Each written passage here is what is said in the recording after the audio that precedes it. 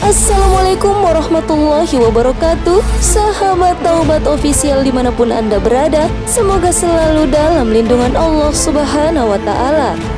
Ketika mendengar tentang jin ataupun setan, maka yang terbayang dalam kebanyakan umat muslim adalah kedua makhluk itu memiliki kemampuan-kemampuan yang tidak sama dengan manusia. Sekian lamanya, jin atau setan digambarkan mempunyai kesaktian. Akan tetapi, Al-Quran dengan tegas mengatakan bahwa hakikatnya setan dan tipu dayanya itu adalah lemah. Lalu, apa saja kelemahan jin atau setan?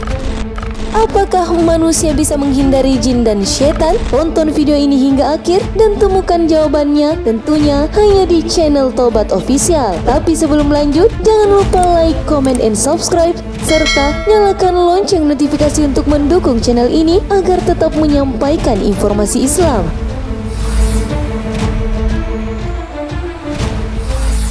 1. Tidak bisa mengalahkan orang-orang saleh. Bukti bahwa jin atau setan tidak akan dapat mengalahkan orang saleh adalah perkataan setan sendiri ketika berdialog dengan Allah Subhanahu wa Ta'ala dalam surah Al-Hijr ayat 39-40.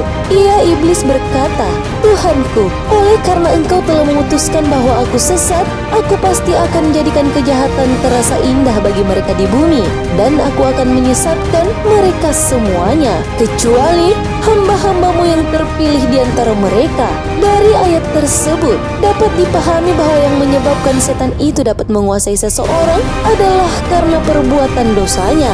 Ketika seseorang itu dekat dengan Allah Subhanahu wa Ta'ala, maka setan pun akan lari dan tidak akan pernah berani mendekatinya apalagi menguasainya.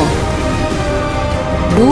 Setan takut dan lari oleh sebagian hamba Allah Subhanahu wa Ta'ala. Apabila seseorang betul-betul memegang ajaran agamanya dengan benar serta menancapkan keimanannya dengan tangguh, maka setan pun akan takut dan lari. Hal ini misalnya terdapat pada diri Umar bin Khattab. Dalam sebuah hadis riwayat Imam Tirmidzi, Rasulullah SAW berangkat menuju salah satu peperangan. Ketika telah usai, seorang budak wanita berkulit hitam mendatangi beliau sambil berkata, "Wahai Rasulullah, sesungguhnya aku bernazar bila Allah mengembalikan baginda dalam keadaan baik, aku akan menabuh rebana dan bernyanyi di dekat baginda." Maka Rasulullah SAW bersabda, "Jika kamu telah bernazar demikian, silahkan lakukan, namun jika tidak, maka jangan kamu lakukan." Budak wanita itu pun menabuh rebana. Kemudian Abu Bakar masuk dan budak itu masih menabuh rebana. Ali masuk, dia pun masih menaruh rebana. Kemudian Utsman masuk dan dia tetap menabuh rebananya. Dan ketika Umar masuk, budak itu menyembunyikan rebananya di balik pangkalnya dan duduk di atasnya. Lalu Rasulullah SAW bersabda, "Sesungguhnya setan benar-benar takut darimu, wahai Umar, karena ketika aku sedang duduk, dia budak wanita menabuh rebananya, lalu Abu Bakar masuk dan ia masih menabuh, lalu Ali masuk dan ia masih menabuh, lalu Utsman masuk dan ia masih menabuh. Namun tatkala kamu yang masuk, wahai Umar, ia segera membuang rebananya." Bukan hanya kepada Umar, akan tetapi setan jin kafir juga akan takut oleh orang-orang beriman yang betul-betul dengan keimanannya. Dalam Al-Bidayah wan Nihayah, Ibnu Katsir pernah mengutip sebuah hadis berikut ini, "Sesungguhnya orang mukmin akan dapat mengendalikan, mengalahkan setannya, sebagaimana salah seorang dari kalian yang dapat mengendalikan untanya ketika bepergian." Hadis riwayat Ahmad. Bahkan apabila seseorang betul-betul dan terus-menerus taat dan saleh, ia dapat membawa karinnya, penyertanya, karena setiap manusia itu pasti disertai oleh setan jin kafir di sebelah kirinya dan malaikat di sebelah kanannya, atau sering disebut dengan qarin.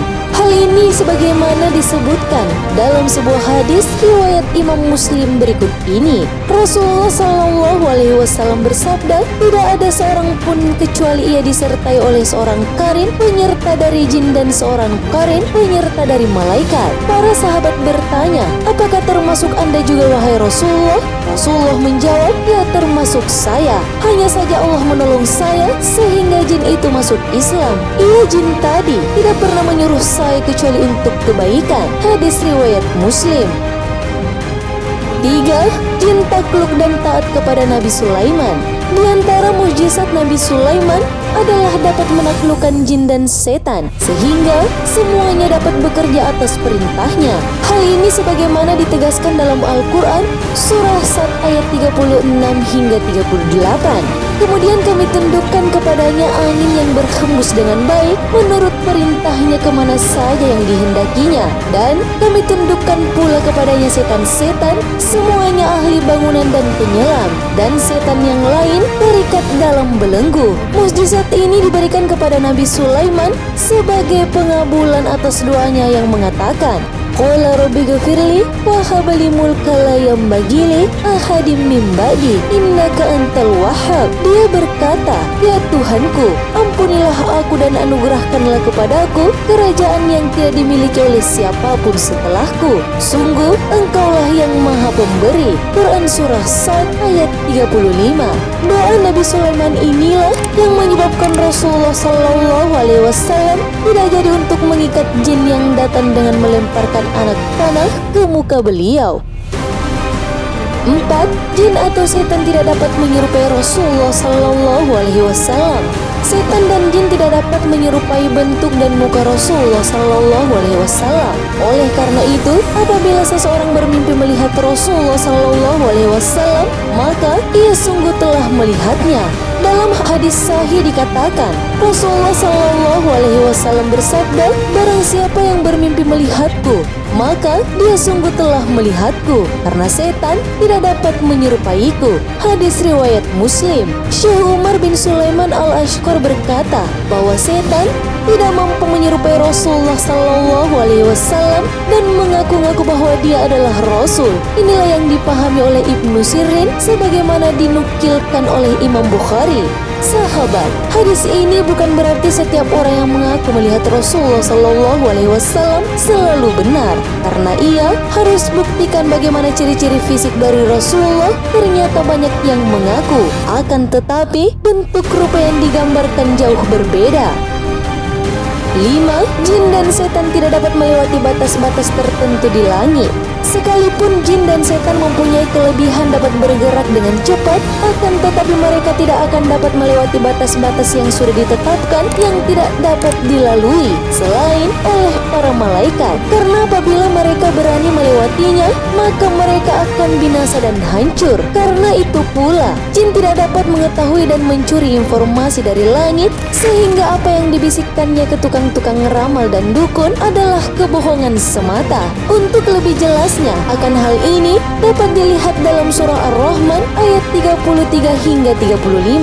Wahai golongan jin dan manusia, jika kamu sanggup menembus melintasi penjuru langit dan bumi, maka tembuslah. Kamu tidak akan mampu menembusnya kecuali dengan kekuatan dari Allah.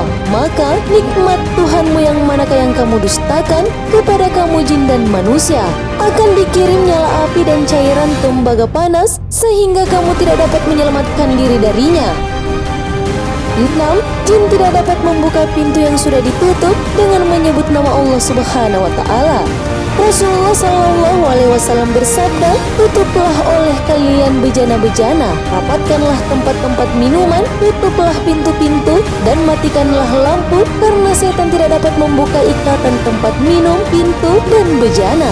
Jika kalian tidak mendapatkan penutupnya kecuali dengan membentangkan sepotong kayu di atas bejananya dan menyebut nama Allah, maka lakukanlah, karena tikus dapat merusak pemilik rumah dengan membakar rumahnya. Hadis riwayat Muslim. Jadi sahabat, mulai sekarang tutuplah pintu dengan menyebut nama Allah Subhanahu wa Ta'ala agar setan tidak masuk ke rumah kita dan menggoda kita untuk berbuat dosa.